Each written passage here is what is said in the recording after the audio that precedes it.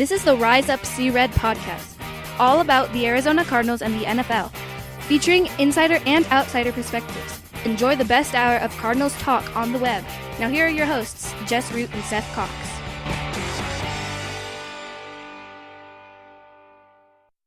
Hello, Arizona Cardinals fans, and welcome to the latest edition of the Rise Up See Red podcast.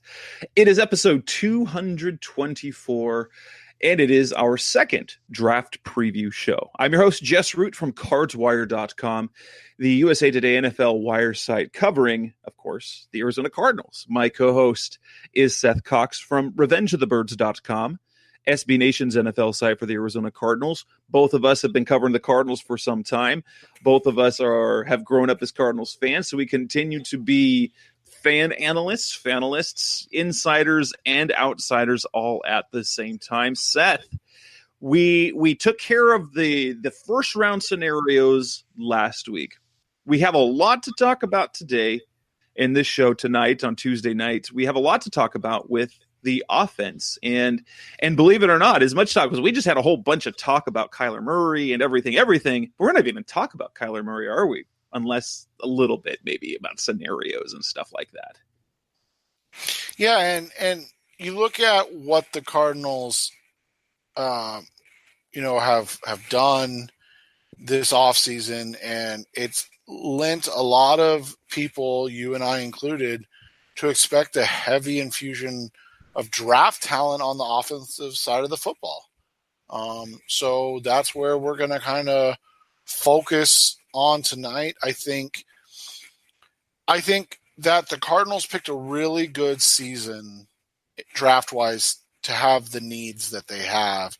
I do think some of it is coincidence, and I do think some of it is planning.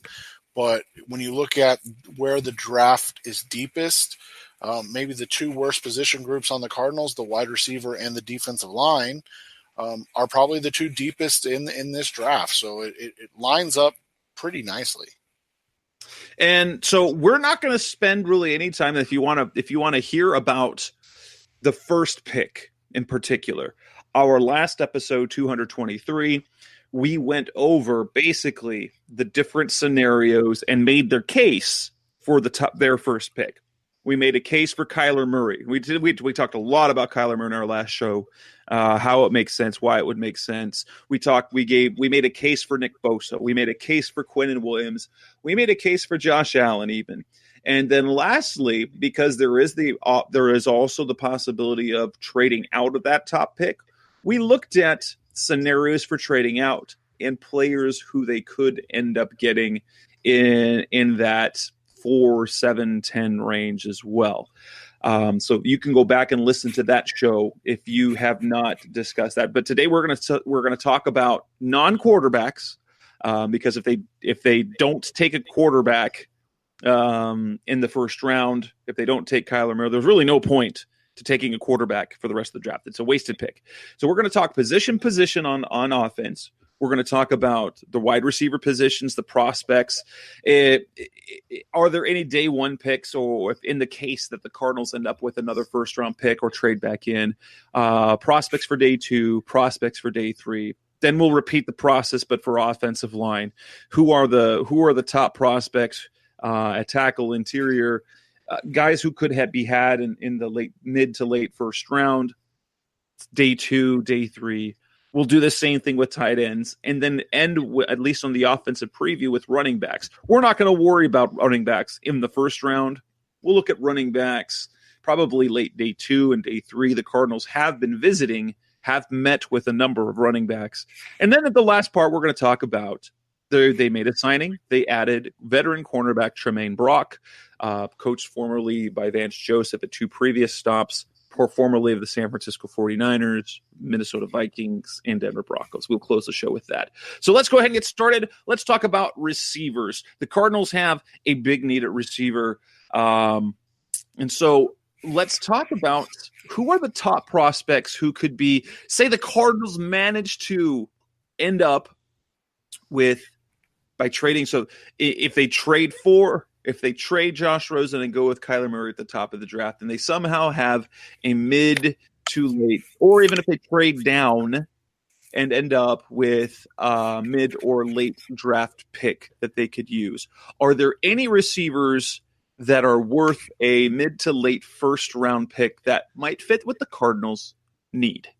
So two guys that I'm just going to mention, but I don't think even like outside of, say, 17? Is that where New York is now? It is, yes. So, yeah, so say 17. And then obviously the two Raiders picks 24 and 27. I don't think they'll be there, but DK Metcalf and Hakeem Butler. So those are two guys, like, I'd be shocked if either of those guys were available. I think they'll be the top two wide receivers off the board. So that brings I have three names I like what I call tier one prospects. So when you look at it, the first guy's N'Keal Harry. I think N'Keal has a little Anquan Bolden in him. He's a physical guy. He tested faster than we all expected him to. So that was actually good in that sense. When you watch N'Keal play, it's ability to catch in traffic, and it's an ability to out physical anybody that tries to cover him. And so, those type of things. But then he's really good with the ball in his hand, which is why I think he could fit in Cliff's offense if it's some, form of spread or air raid. ASU fans know N'Keal. I don't think he'll be there at 33, but you never know. The next guy for me is it's crazy, but he could be the best wide receiver in this draft when it's all said and done. But the biggest thing is he's got to stay healthy. He's got a Liz Frank injury already, which is a concern, and that's Marquise Hollywood Brown. He's just like a legit nightmare with the ball in his hands. He's a game changer on the outside, but he also wins from the slot. I saw a stat today that talked about like he was the most successful wide receiver from the slot in college football last year. So he's a guy that is truly one of those guys that can maneuver inside out and all around the field. He's a big play threat with the ball in his hands. Obviously a vastly different type of wide receiver than N'Keal Harry. And then the third guy in the tier one, so I would say top 30, or top 40 players in the draft type would be Paris Campbell out of Ohio State. Campbell's like this hybrid guy who can who's able to do a lot of different things. He's a guy that is a good wide receiver, a scout, or a guy that works at Ohio State was talking to us about him, and this is what he texted us. Let me find it real quick, because we were asking, what's up with Campbell? Why are people so high on the McLaurin kid? And he said Paris was the best route runner at the combine, and they feel like he's a guy who can win in different ways. He's a guy that can win as a weapon in the backfield. He's a guy that can win taking the ball short and making plays after the catch. He's a guy that can win deep with his speed. So when you look at Campbell, he's a guy that kind of is multifaceted and gives you a little bit of N'Keal, obviously not as big or physical, but a little bit of N'Keal and then a little bit of Marquise Brown.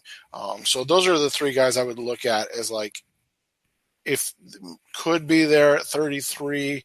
But if the Cardinals were to get anything for Josh Rosen and or trade back from the first pick and get multiple first round picks, those are the three guys that would make sense to me. Now, in terms of Paris Campbell, is he the type of player who, to take another Ohio State receiver in Michael Thomas, obviously I think they're different type of players.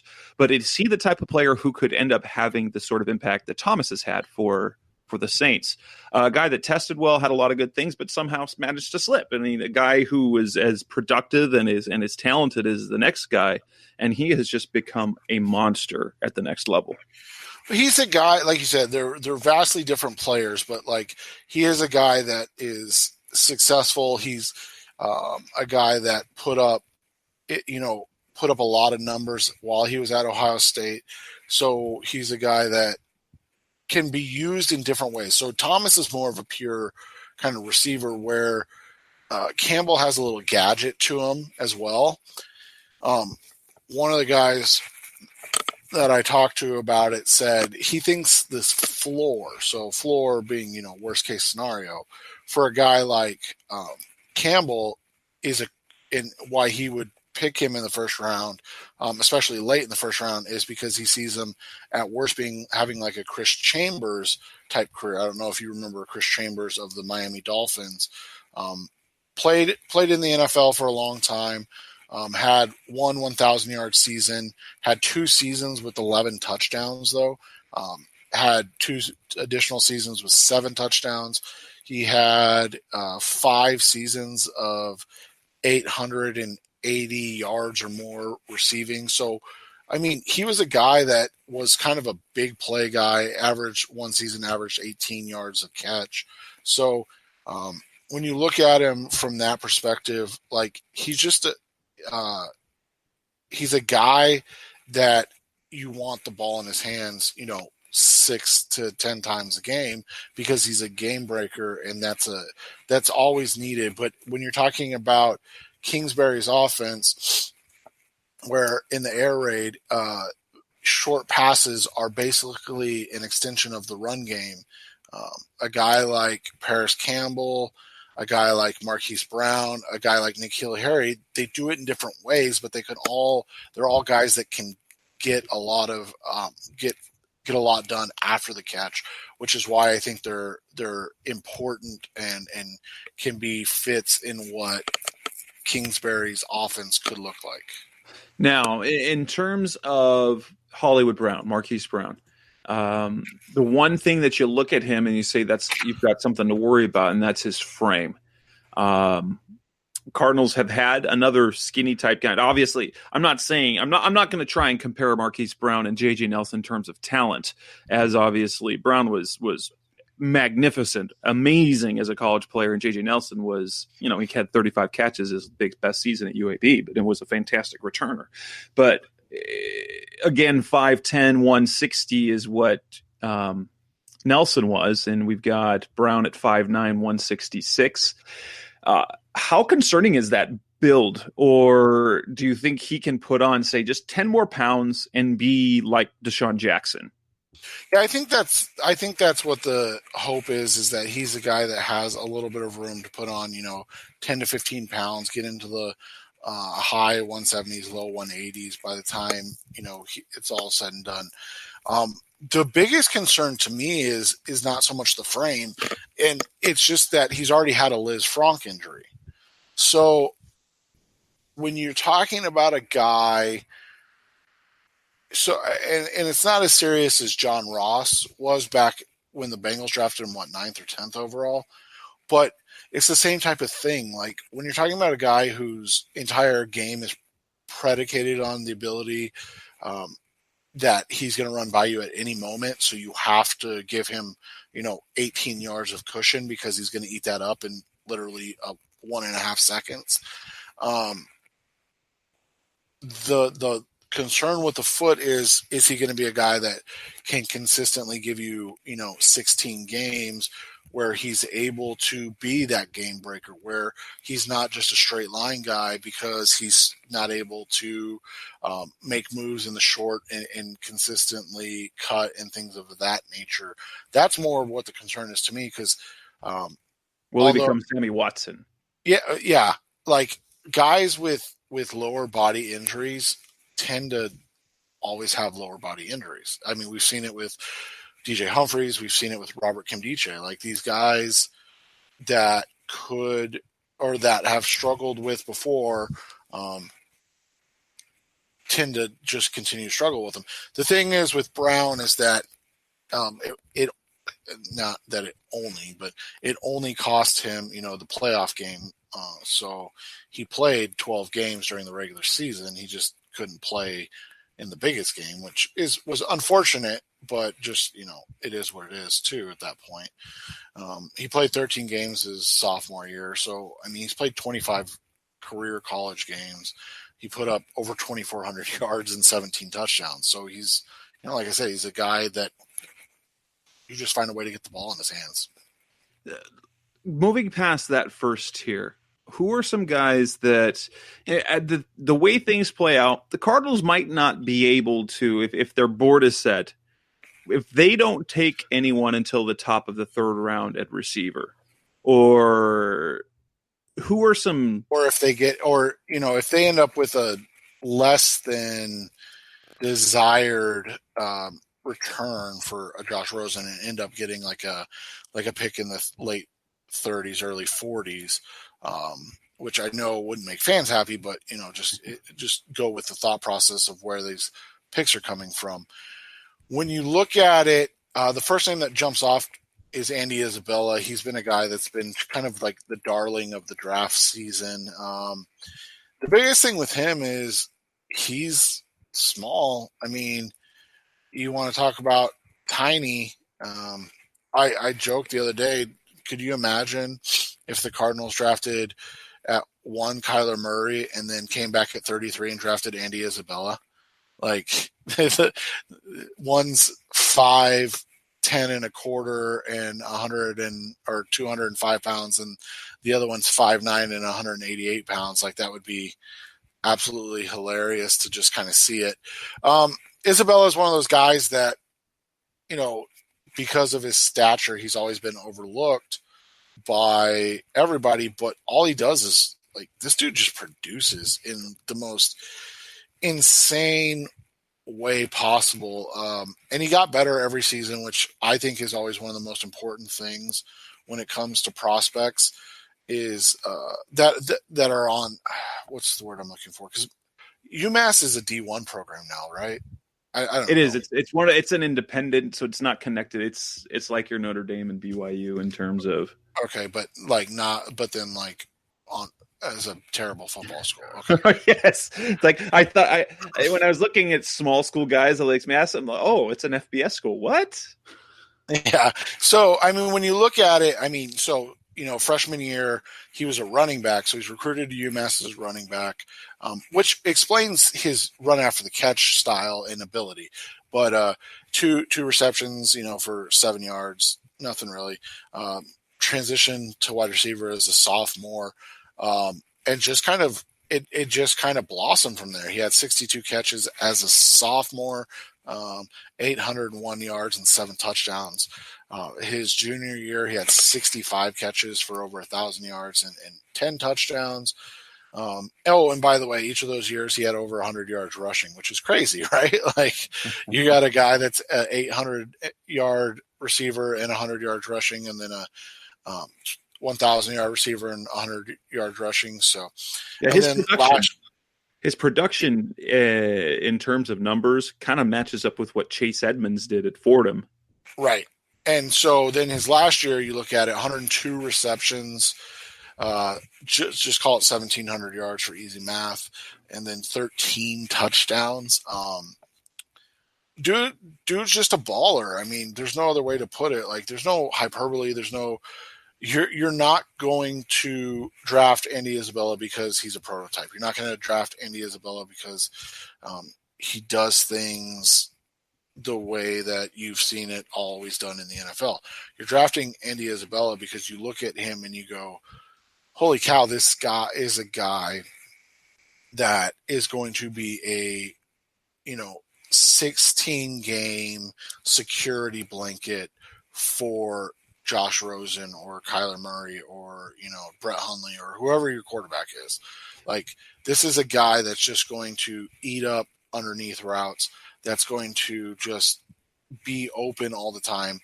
He's going to be a guy like Julian Edelman. And so when you look at that, there's nothing there's nothing wrong with that. And so if you end up with a mid-second round pick for Josh Rosen, and with your first pick, you obviously take Kyler Murray, and then with your 33rd pick, you're like, all right, we have, and we'll talk about this, but we have to fix this offensive line. Andy Isabella is the type of guy that makes a lot of sense in that middle of the second round. Another guy that makes a lot of sense, kind of the same type of guy, never jumped off the radar, never really became a game breaker, but is just a guy that put up steadily better numbers every season, and that was Emmanuel Hall out of Missouri. He's a guy that I think could be there at 65 at the top of the third round. So these tier 2 guys are really like what I would say are day 2 guys. So yeah, day 2 being both the second and third round. Now, I wanted to point something out on Isabella, which is I think it's kind of a critical thing to note, is that the Cardinals have an in with him. Yeah. They have Spencer, their offensive quality control guy, Spencer Whipple, was his position coach and passing game coordinator for the last 3 seasons at UMass. So if there's going to be kind of like you can see some of these picks kind of lining up. They have Billy Davis, who's the linebackers coach, who was on the Ohio State staff, who gives you an inside knowledge about Nick Bosa, so he can pound the table for Bosa. He says you don't even have to, you just turn the card out, he says. And I'm sure Whipple's the same way with Isabella, a guy that he's seen just firsthand doing everything incredibly well. And so he is, in my opinion, and now I don't do the evaluation process like Seth does, but I see this connection between Isabella and the Cardinals already kind of there. He's been a name that I've been keeping my eye on, because it would not surprise me at all if he's a target that the Cardinals have. I guess ideally, probably top of the third round would make more sense. And some of the simulations I've seen are, I think, third and fourth round. I don't know how accurate those are going to end up being, but that he's a player that matches up with the Cardinals for a lot of reasons. Right, and he matches up with what they want to do, and so you look at him. He's a guy that would really fit. Oh, and his testing was incredible. Yeah, 4.3 140. His short shuttle and 3-cone were incredible. He's just a super athlete on top of being a guy that, like I said, got better every year. And then, and that's kind of what you're looking at on day 2. Is you're looking at a combination of guys that have the athletic testing, but then also have the improved or improving production. So Emmanuel Hall was the next guy I was going to talk about. He's from Missouri. He's not a guy that, let's put it this way, if Emmanuel Hall put up bigger numbers, he'd be getting first round talk. But he was basically Drew Lock's like big play threat while at Missouri. So as a freshman, just caught 8 passes for 64 yards. As a sophomore, 19 for 307 yards. So where it gets crazy is his junior and senior year. So he only played in 10 games his junior year, only 8 games his senior year. His junior year, he only caught 33 passes. So I know you're thinking like, Seth, that's awful. Like, why would this guy be of interest? He caught 33 passes for 817 yards. So just like literally 0.2 yards under 25 yards per reception. So he's like a big play freak of nature. When you look at the testing, so just a shade under 6'2", 201 pounds. When you look at his 40-yard dash, he ran a 4.39, so straight line speed was incredible. And then he jumped out of the building, 43.5-inch vertical and 141-inch broad jump. So those are 98th percentile and 99th percentile respectively. So you're talking about one of the most explosive athletes at the wide receiver position to come out in years. He's just a guy that's never been a big production guy. But when you look at it from the perspective of day 2, pick 65, Emmanuel Hall putting up 33 and 817, and then backing that up with his senior season in only 8 games. So he missed 4 games, going with 37 and 828 and 6 touchdowns in those 8 games. Like that, those are, I mean, he was on pace for 1,000 yards. And so he is just one of those guys that has, again, steadily improved, get the ball in his hands. He's going to make a play. Those are what you're looking for in terms of, wide receivers, and especially in this offense where you know that you have a possession guy in Larry Fitzgerald. You know that you have a kind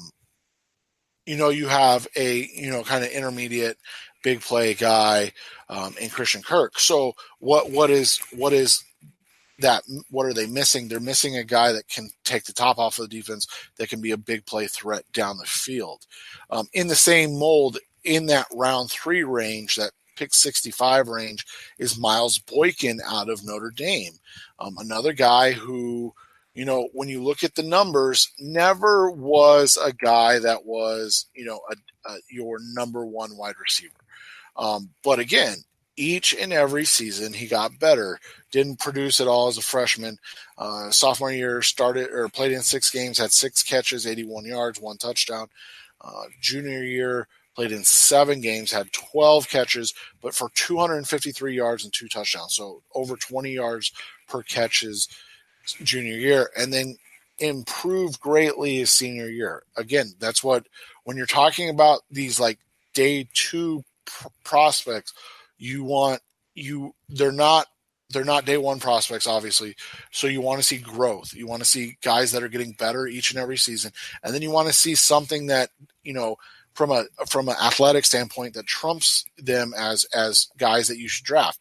59 catches this year, 872 yards for 8 touchdowns. When you look at Boykin, the only guy that outperformed Emmanuel Hall at the combine was Miles Boykin. Miles Boykin is just under 6'4". He's 220 pounds. He ran a 4.42 40. He jumped as high as Emmanuel Hall and as far as Emmanuel Hall in the vertical and broad jump. And then he put up really good short quickness numbers. In the 3-cone, he's in the 77th percentile, and then the 20-yard shuttle, he's in the 86th percentile. So again, he is a guy that when you just put the numbers out there, he's a guy that fits that profile of that pick 65, a guy that gets better every single year, that is a freak athlete, that is a guy that can do something that the Cardinals don't have at wide receiver right now. That he's a guy that will be able to take the top off the defense, make plays down the field, and kind of be a guy that is a big play threat over the top. One guy that I forgot to mention, I had him listed before, Isabella. So if you're kind of ranking these, he would be a guy that you could talk about at even 33 if he's there. And that's AJ Brown out of Ole Miss. He's the other Ole Miss wide receiver, right? He's the other guy. But man, he's a dog. And I mean that in a positive way, like 6 foot, 226 pounds. So he's not, he's closer to, Anquan Bolden again than you're talking about, all these other guys who are kind of speedsters or big play kind of jump ball guys. So when you look at Brown, he was a guy that overshadowed by DK Metcalf, but outproduced DK Metcalf at the same time. 75 catches his sophomore year for 1,252 yards and 11 touchdowns. 85 catches for 1,300 yards this year, 6 touchdowns. He's not the athletic freak of the other guys, but he is kind of that size speed combination coming out of the spread air raid offense at Ole Miss. A guy that, if the Cardinals were to say take a Nick Bosa at 1, A.J. Brown makes a lot of sense as their second pick, kind of finishing out that wide receiver corp. He's never going to be your number 1, but he's a guy that, you put him and Kirk together for a long time, and I think you'll be happy. As we look at sort of a few day 3 type names, the guys that day 3 receivers, people hit on them all the time. They're not going to be consistent, great players most of the time, but you can get production. A name for me, and it's that stands out to me, is a guy that Cliff Kingsbury is very familiar with, and that would be Antoine Wesley. He's big. He's a little bit spindly, but he comes in at 6'4". He's about 205. He does not have what anything I've read is kind of average to a little bit below average in terms of straight line speed, but he's got good vertical, good quickness. He was a high jumper in high school, or was a long jumper. He was a track guy in high school. And when it comes to his hands, is excellent. He's basically automatic. Now, guys at his size and frame don't always succeed in the league because you have to get separation, and they can get a little bullied at times. But if there's anything else we know, he comes from the Texas Tech system. He knows Cliff Kingsbury. He knows the offense, and he was incredibly productive. He had 88 catches for over 1,400 yards last year. I've seen projections. He's kind of there in the day 3 range. And I would expect him to be on their radar if for anything else, because it's familiar. Kind of like how Chip Kelly brought in all those Oregon guys. I wouldn't be surprised if he's a guy that Cliff Kingsbury kind of pounds the table for, at least in the day 3 range. Yeah, I think that's a good one. He's a guy I had on my list in the day 3 range. Another guy that I've seen get talk in day 2. Again, this is how I would rank them. So just, keep that in mind when you yell at Jess later on Twitter. These are my rankings. And so, but Deebo Samuel out of South Carolina, he's not a guy, he's a guy that improved every year while he was at South Carolina, but he's not like a phenomenal athlete. He doesn't really have any traits that make you go, oh, okay, this guy is, but he's a guy that kind of wins in a number of ways, can be a possession guy, can kind of be that guy that learns under Larry Fitzgerald a little bit and then maybe takes over for him. I think he would be, if he's there in the 4th round and they haven't addressed the wide receiver position, he'd be a guy that would make sense to me in that spot, along, like Jess said, with Wesley. Another guy that makes sense for me, and this is late, one of these 19, 6th or 7th round picks that the Cardinals have, would be a guy like Penny Hart out of, I believe it's Georgia State, that had a really nice Senior Bowl. He's kind of a scat back, small guy. I think he's going to be a guy that can come in and contribute on specials, and then maybe get a chance to be an effective wide receiver, kind of gadget guy. Again, we're talking day 3. We're not talking about guys that we're expecting to come in and be 800-yard receivers in year 1 type guys. And I'll go through the rest just quickly. I don't want to take all the time, but wide receiver is the deepest position in the draft this year, outside of, like I said, outside of the defensive line that we'll talk about next week. But Anthony Johnson out of Buffalo is another guy. He was getting some day 1 talk before the season started because he has ungodly numbers while he was at Buffalo. Kind of dropped off a little bit this year, and I think kind of cemented himself as a late day 2, early day 3 type of player. 6'2", 207. Another guy that has has good hands, is able to do some different things, like, is a guy that can be used in different ways. I think he'd be a nice fit. Again, we're talking day 3. We're not talking early here.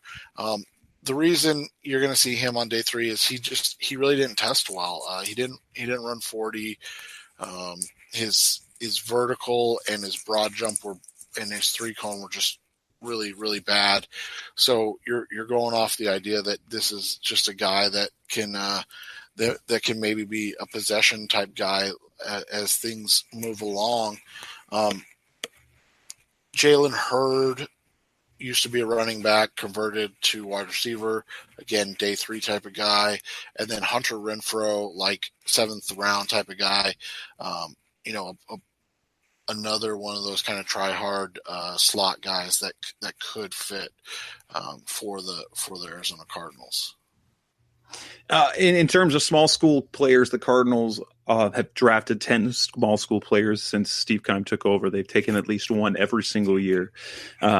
There are a few names out there. I don't know if they've had any contact with any of them, but in terms of small, so Jazz Ferguson is a guy who could fit. You know what? I completely forgot about him. Keelan Doss, and then I don't know if they have any connection, but he was mentioned on Luke Easterling's post about the small schools, and that's Ashton Doolin out of Malone. I don't know what kind of school Malone is, but you mentioned Jazz Ferguson. The Cardinals have already worked him out, so they like him, or they've already looked into him, type of thing.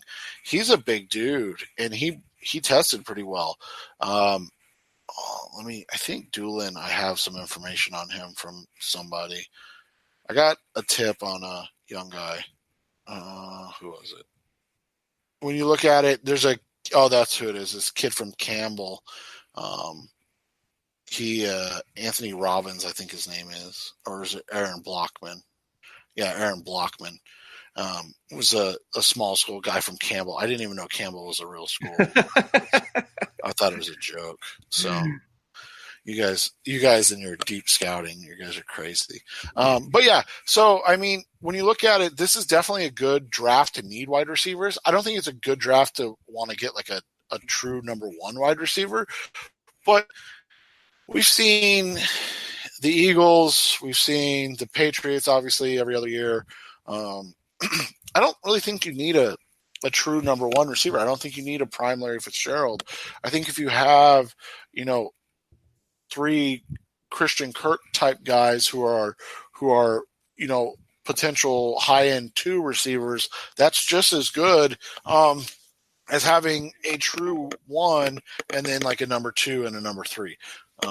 So when you look at it from that perspective, I think it's okay to go in and find another type of guy, like I said, like a N'Keal Harry or an Andy Isabella, or guys like that.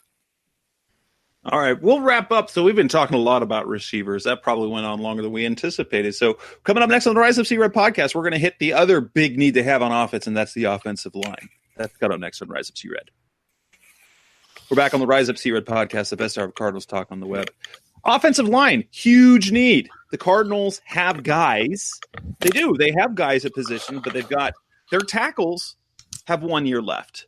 They have Justin Pugh and J.R. Sweezy.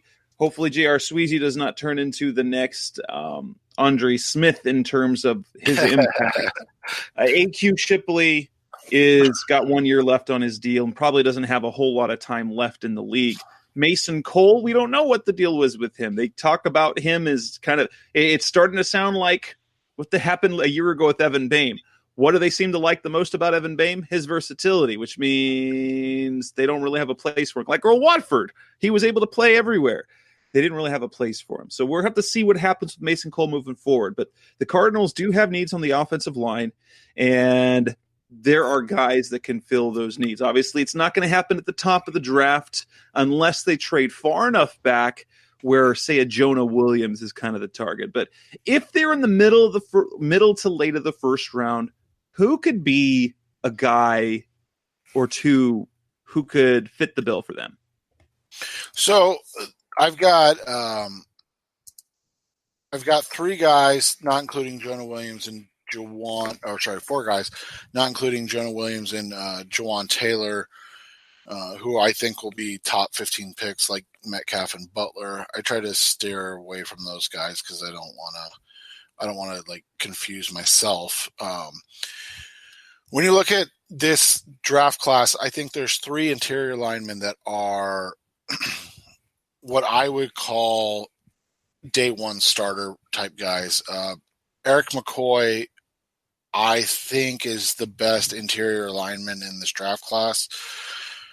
When you look at McCoy out of Texas A&M, if you want, and this is super boring, so I don't recommend it to anybody, but if you want to see the most dominant single game by an individual player, watch Eric McCoy versus Clemson. McCoy at center taking on Dexter Lawrence and Christian Wilkins, two guys projected to go in the first round, completely shut down two guys that are, going to be NFL day one picks. Great college players, and he completely kind of just owned them the whole game. I know people are going to say, well, they just drafted Mason Cole. Well, so the reality is with McCoy, he's a true center. He's a guy that has snapped in the shotgun for the majority of his career. And when you look back at Cole, a lot of the good traits about him come from when you're playing in a power offense under center. When you look at him in the shotgun, he had several bad snaps last year. It was a problem at the Senior Bowl. They had him at left tackle at Michigan, not his fault. So it could be that Cole is more suited for, like a guard or tackle type position. I think McCoy is going to be a day one starter. I think he's going to be a huge asset to whoever drafts him. I would take him at 33, and not even think about it. If he's on the board, I would take him over pretty much anybody at this point. The next guy is Garrett Bradbury out of North Carolina State. Outside of his T-Rex arms, there's a lot to like about Bradbury. 6'3", 306, another center guard type guy. So he's played both guard positions and then won the Remington Trophy as the best center in college football last year. I think he's a guy, again, I think he could supplant Mason Cole as the starter without a problem. But I think he's a guy you can draft, and he can fill in for whoever is the weakest link out of your interior. So if you're asking me who's better between McCoy and Bradbury, I'd say McCoy. If you're asking me who's more valuable to the Cardinals, it's probably Bradbury, because he's a guy that, like I said, he can literally play left guard, center, or right guard. And so that makes him more valuable when you remember the fact that the Cardinals may need a left guard or a right guard or a center. And whereas McCoy, he could probably do it. I just don't know if it'd be the position for him. Cody Ford's another guy I forgot to mention that I don't think will be available for the Cardinals. So don't think I was ignoring him. I think Cody Ford's fantastic. I just don't think he's going to be an option. And then my personal favorite kind of reminds me of a guy I loved coming out a couple years ago that the Cleveland Browns drafted, in Joel Bitonio, and that's Chris Lindstrom out of Boston College. Lindstrom's a guy that has played at right guard, and then he started at right tackle. Again, Jess brought it up, you're drafting 33 and you take Chris Lindstrom. You got a guy that can replace J.R. Sweezy. You got a guy that if Sweezy moves over to left guard to replace Pugh, can replace Justin Pugh. And then, heaven forbid that the offensive line stays healthy and together and produces pretty well. He's a guy that can come in and potentially replace Marcus Gilbert. And next season. So Lindstrom, again, is kind of a guy that is just a fit for them in terms of he's a great offensive lineman. He's a nasty mauler, kind of a wrestler type guy in terms of style, but he's also a guy that fits a lot of what they need and what they need to do. So when you look at it from that perspective, I think he makes sense for them in that way. And then the only pure tackle I'm listing is Andre Dillard out of Washington State. He's, again, kind of the guy, if they were to trade back or potentially like get a mid-round pick for Josh Rosen type thing, I think Dillard is ready-made to start at left tackle for the air raid offense. He's the best pass protector in the class. And so if you ask any Cardinals fan what the biggest need is, it's to protect Josh Rosen. So, do it, right? go get the best pass protector in class. I think Dillard's going to be fantastic. I think he's going to be a really nice player in the league. And if we look further down the draft, that this is where it's harder to peg guys, because once you get past second, maybe even top of the third round, then you've got guys that are typically, there's holes in their games. Let's be honest. They either have durability concerns, but here are some of the names of players that the Cardinals have met with. One is Zach Bailey, versatile across the offensive line. I think he started at three different positions at South Carolina.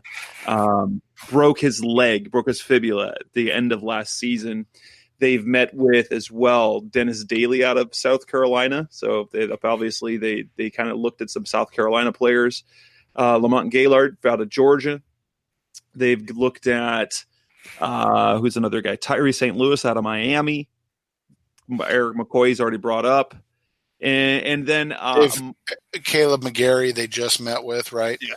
And then I'm pretty sure he will be an undrafted guy, because for Cardinals fans, if you pay attention to the visits and the people that the Cardinals end up bringing in for their official visits, a good chunk of them are priority free agents, because that's how they're going to win them over. A guy they just brought in was, what's his name? Marquez something out of Southern Utah. Marquez Tucker out of Southern Utah. And so they brought in, did they bring in, or they just worked out Titus Howard right or met with him at the Senior Bowl, the kid out of Alabama State. So, I mean, they're doing their due diligence along the offensive line. But like Jess said, you've got like the top probably 8 guys, and then you've got a bunch of guys that have flaws, right? Like Caleb McGarry is 6'7", 310 pounds, and he has pretty short arms. He's not very athletic. You look at those situations and you go, okay, so is he a guard? Can he play right tackle? Like, is he a guy that you want to be able, that can do some, that can play right tackle in the air raid, or is he going to have to move to guard? Howard is a small school guy. He's got, I think, no, he was at the combine. Okay. There was another small school guy that didn't get invited. I can't remember who though, because of like some off-field stuff that happened at one time or the other. Then you got like a guy like Dalton Risner, who's 6'5", 312 pounds. And the question just becomes, where does he play? Is he an interior guy? He's played tackle while he was at Kansas State, but they had a guy, in Cody Whitehair a couple years ago who I liked, who's now a center. And so you look at him from that perspective. Excuse me. After the top guys, you start to get into this. Okay, how do they fit? What do they do? A name to like know kind of on, late day 2, early day 3 type of guy is like a Max Sharping out of Northern Illinois. He's a massive dude, 6'6", 327. Looks like a guy that could be a really good right tackle in the league. but he's probably going to have to sit a year or so. So how high does he go in this process and everything like that? So, when you look at who they've met with, you mark it down. You say, okay, like obviously these internet draft boards are just kind of a reference, but go see where they're at. Like if they're in the draftables section, like Dennis Daly, all right, well, they're probably looking at him as like a day 3 prospect, and they're saying, okay, he's 6'5", 317, but he ran like a 5'2", 40, but then he didn't bench very much. He almost had the dreaded 8-second 3-cone, which we know is a deal breaker for like Justin Higdon, and he was right on that with Dorian Johnson. So you look at guys like that and you go, okay, where can they get them? And where do they fit into the entire process? And so that's, those are the names to know as you kind of go through this, because it's hard to find prospects that fit a new coaching staff and then fit them, because we just, quite frankly, we don't know at this point. Like we don't know what they prioritize. We don't know what they look for at this point. So if you find the names like an Eric McCoy that they've worked out privately, you go, okay, they probably actually like him. And he is a guy that's going to be right in that, 20 to 40 pick range.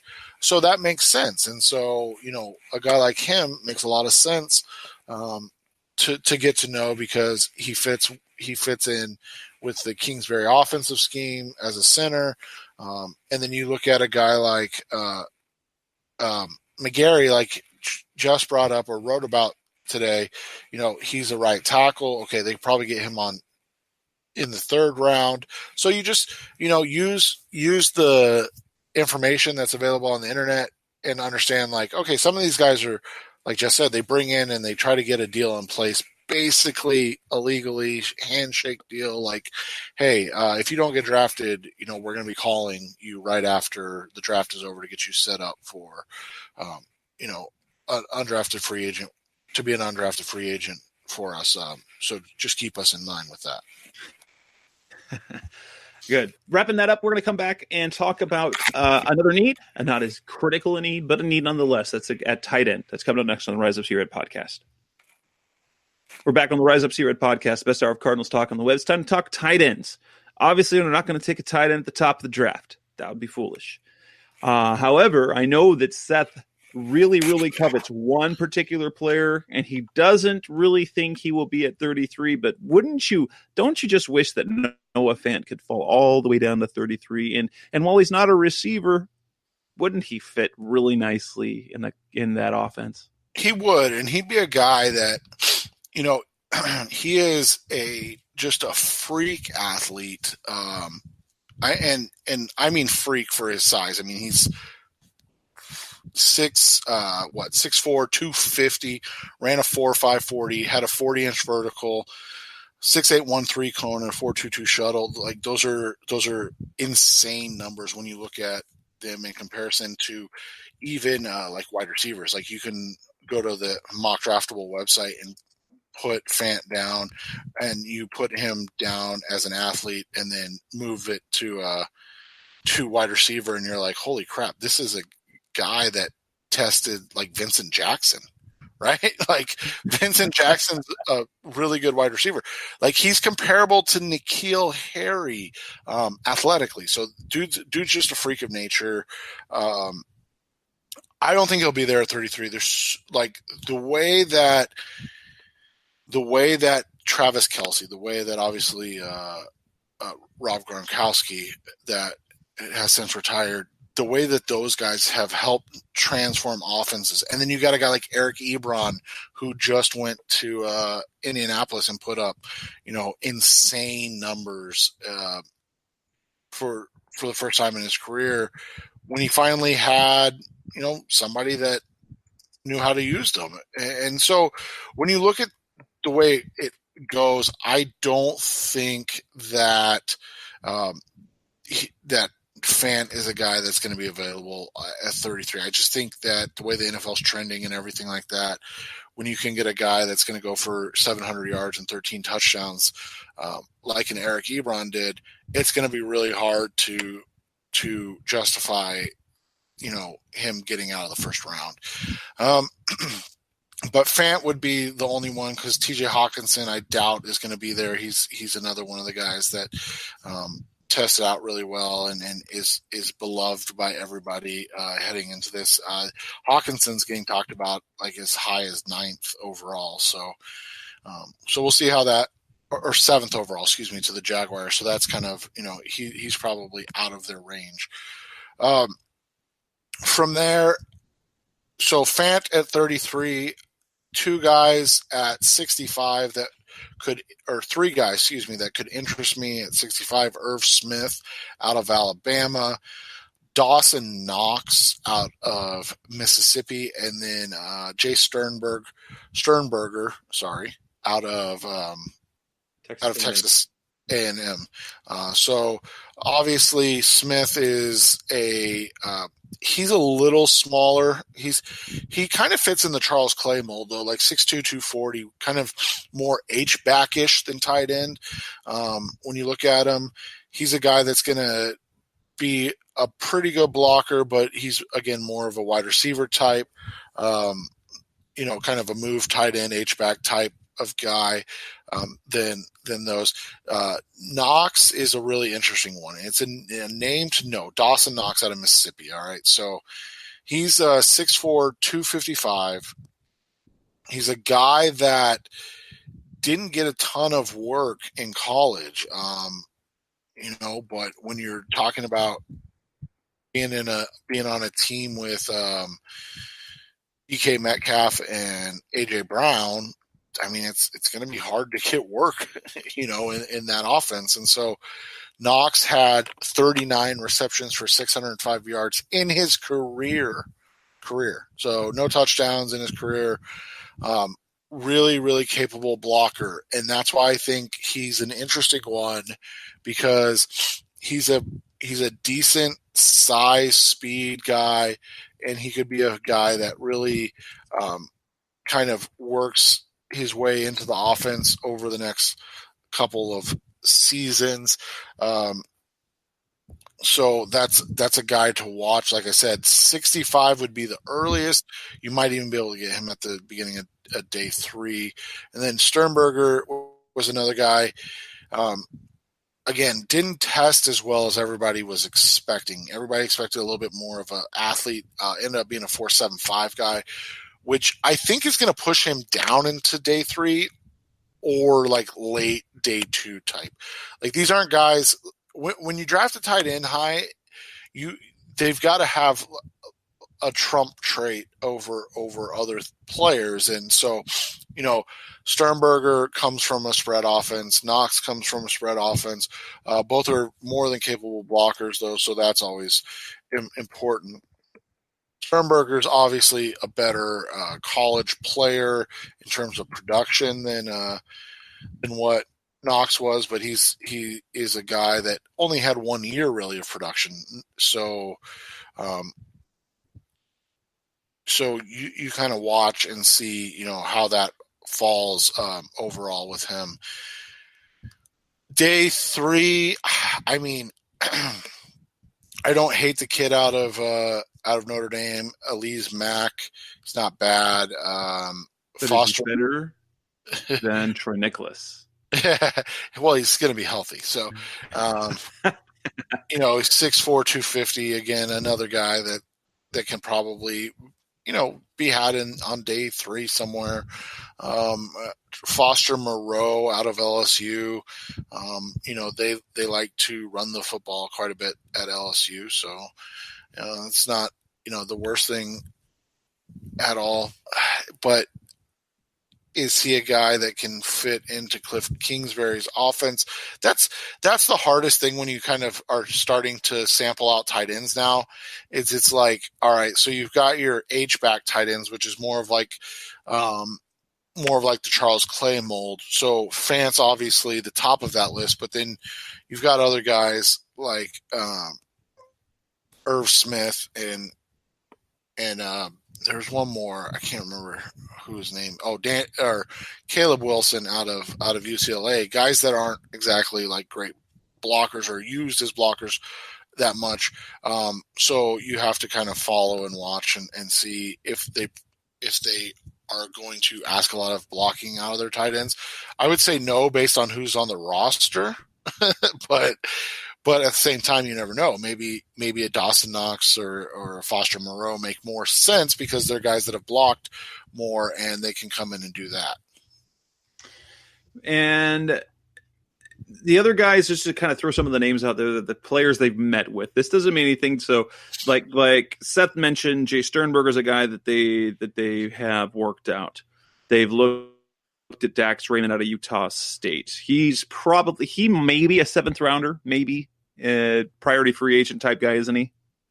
Yeah, and again, when you're talking about tight ends, it's hard to distinguish what is important in the NFL anymore because there's very few guys that fit both roles. So you've got it kind of like the receiver position. So you've got the X, right. You've got the slot, you've got the and you have that with your tight end. So you've got the inline, you've got your Y, you've got your H back.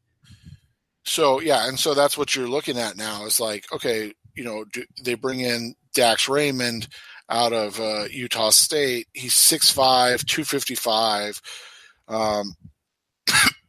But when you look at his numbers, they don't. And I don't know a ton about Utah State's offense, if I'm being completely honest, but they don't show a guy that's going to be more than kind of a specialized matchup, right? Like he's a guy that you'll bring in as a guy that can block and then hope that he turns into a guy that can catch a little bit afterwards. So, and he's probably a priority free agent late. I mean, they've got those 5 stupid picks around 6 and 7. So it's only 4 now. Sorry. No, never mind. No, it's still 5.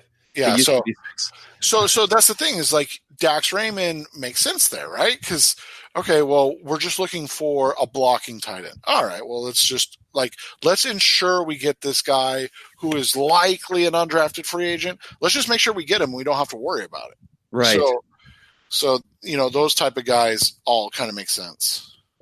And wrapping up that, we're going to come back and talk about a position you probably don't think the Cardinals really need to focus on, but that's coming up next on Rise Up See Red, talking about running backs. We're back on the Rise Up See Red podcast, the best hour of talking Cardinals talk on the web. We're going to talk briefly about running backs. They have looked at a few running backs, but we can probably take off definitely day 1, probably day 2. So, but if we're looking rounds 3 on, are there any running backs worth looking at? So, I mean, I think he's going to go day 2, but we'll see. Interesting guys, Miles Sanders, the guy that had to follow poor Saquon Barkley at Penn State. It's never easy to replace a legend, right? And so Sanders had the unenviable task of stepping in. He was the backup at Penn State as a freshman and sophomore. So very lightly used, obviously, his first 2 seasons, a combined 56 carries his first 2 years, had 220 carries this year, went for 1,274 yards and 9 touchdowns. He's a guy that consistently put up 6 yards a carry. And so even in less than optimal situations or, limited chances, he put up big numbers. So another guy to watch, and he tested awful. And I think the Cardinals have met with him too, was Devin Singletary, right? Out of Private's they used one of their official 30 on him. Yeah, so Devin Singletary out of Florida Atlantic? Yeah, FAU. Golly. So he is that height, right? He's only 5'7". I thought he was 5'9". But so he tested terribly for his size. He was a 4.66 40, a 7.32 3-cone, which doesn't mean a whole lot to you guys, but that's not good when you're talking about running backs. And so when you look at it from that perspective, you're looking at it from, okay, he's a guy that just puts up massive amounts of numbers. He's a pure runner. He's a guy that the question I have with Singletary is honestly, like, he's not a receiving back. He's not a guy that looks like a third down back. So he looks like he's a guy that was a bulk carry guy. I mean, he got 300 carries as a sophomore and then 260 as a junior to put up the numbers he did. And he only had 25 catches in those 2 seasons. So I'm interested to see, what their thought process is with Singletary. I mean, I don't think he's going to get drafted here. I'd be shocked. But well, maybe they see him as now Stephon Taylor ended up being an okay receiver. I don't remember what he's like in college, but he was a bulk runner at Stanford. And he developed into, for the 4 years he was here, very solid special teams player, good depth guy to come in and play on third down. So maybe they see him filling a role in that sort of way, since he has he is that actually he's built a lot like Stephon Taylor was. He is, and that's why. So it'll be interesting to see what they think of him. Another guy, I don't know where he's going to go, but this dude is a straight up like big play threat when he gets the ball in his hand. And so when you talk about kind of change of pace or guys that can spell David Johnson for X amount of plays, you want a guy that can be the same type of threat running the football as he is, or catching the football as he is running the football. And so Darrell Henderson out of Memphis is that kind of guy. He had 1,900 yards rushing this year. So one of the big things that Justin and I looked at when we were doing the draft breakdown podcast was we looked at average yards per carry. And you might think, well, that's not a big deal. But here's the thing is, like, when you're talking about, especially like a guy from Memphis, you want to see big numbers there. Like anything below 5.5 is a red flag, because you're talking about a guy that should be a superior athlete to everybody he plays against. So with that in mind, Darrell Henderson in the last 2 years averaged 8.9 yards per carry. So he's a guy that got the ball in his hands and did a lot with it. 24 receptions as a sophomore and 19 as a junior, but he improved in his yards per reception. He went up from 9.4 to 15.5 yards per reception as a junior in his last year. So guy had over 2,300 yards of offense. He's a guy that if they drafted him at 65, I wouldn't understand it. But when you're just talking about talent, when you're talking about drafting the best players, he's the type that would fall into that. Now, again, I'm not advocating it. I'm not saying it's going to happen. I'm just saying what he is as a player. And then you got some other guys on day 3 that I think could make sense. Jonathan Love coming back from a knee injury is going to be interesting. Justice Hill out of Oklahoma State is a guy that can, that is interesting to watch. Myles Gaskin out of Florida has just so much wear on him already. Like, that's what always concerns you.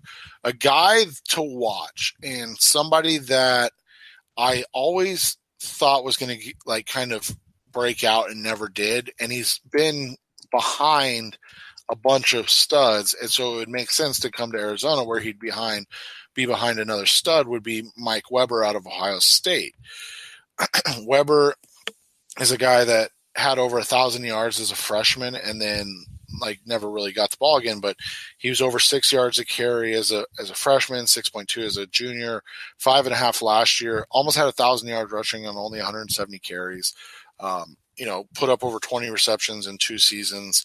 So he's a guy that's kind of a big play guy from scrimmage with the ball in his hands. And I think he's going to be a guy you can get like late in the draft, like round 5, round 6, if for whatever reason they decided they needed a running back, which they don't. I mean, they got Chase Edmonds, they got DJ Foster, Logan, they got TJ Logan. They definitely have talent there, and even then it was underutilized. Right, to be honest. And so, but that's again, that goes back to what we talked about last week, and this is to kind of wrap it up. But if you are creating a team, obviously you're going to want to create the team that your head coach wants, and so maybe that's what Cliff Kingsbury wants. Maybe that's why they're bringing in Devin Singletary and these type of guys to figure out who they want to be their number 2 running back.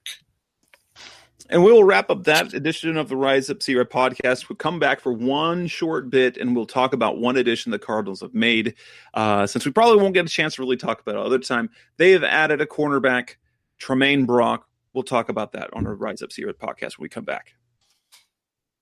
We're back on the final segment of the Rise Up C-Red podcast, the best hour of Cardinals talk on the web. The Cardinals had Tramaine Brock. It was kind of out of the blue.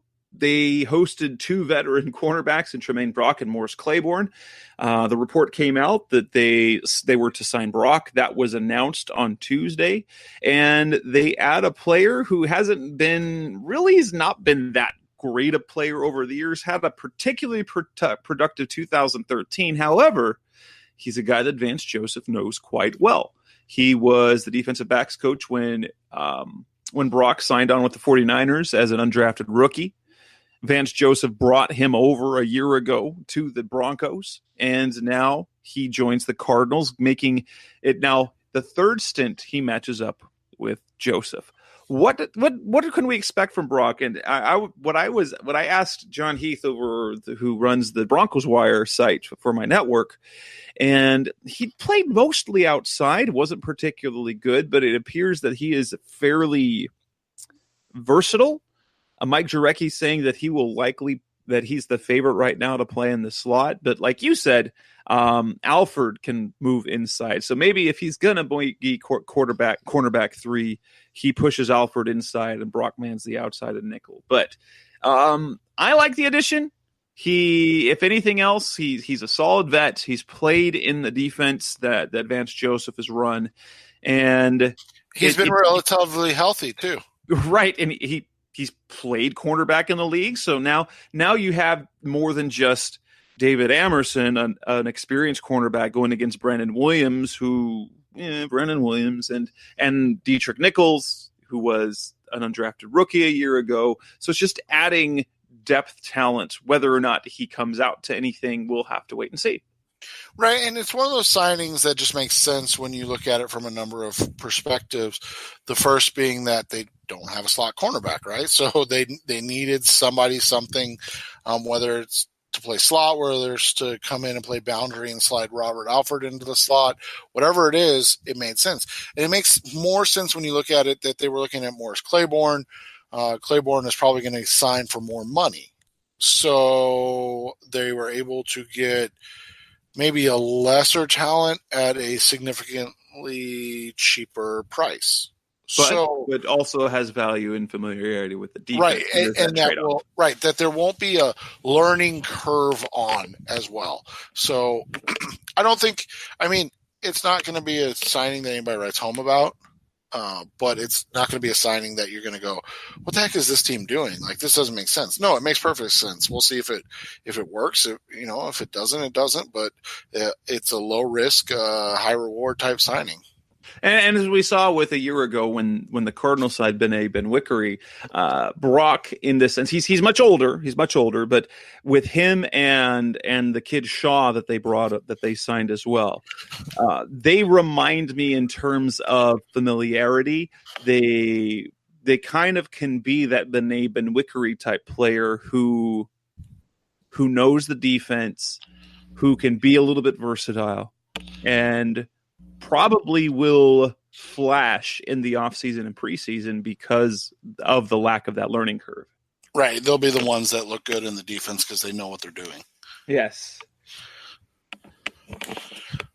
And with that, that's probably about all we need. We don't need to talk about Brock more than that, because if he's getting that much playing time, we're probably, especially if they add a cornerback in the draft, we'll talk about the defensive players in a week. So if you want to type, this wraps up this edition of the Rise Up Sierra podcast. We're done with the offense in terms of previewing the draft. So if you want to hear our topics and our takes on the first round, the top pick, scenarios for that top pick, go back to episode 223. This one, 224, is all about the offensive side of the ball.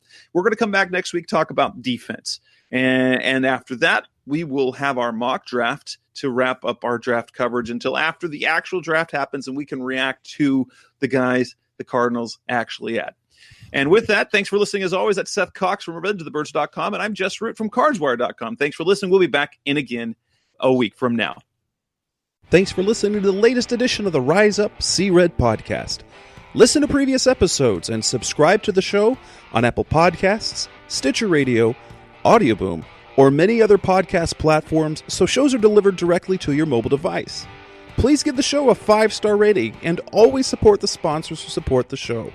We'll be back soon for the best hour of Cardinals talk on the web. Rise Up Red Sea, Be Red See Red, and of course, Rise Up See Red.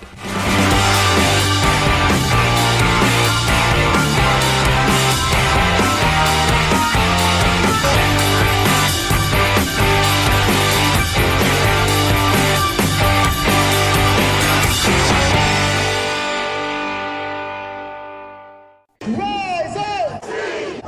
Rise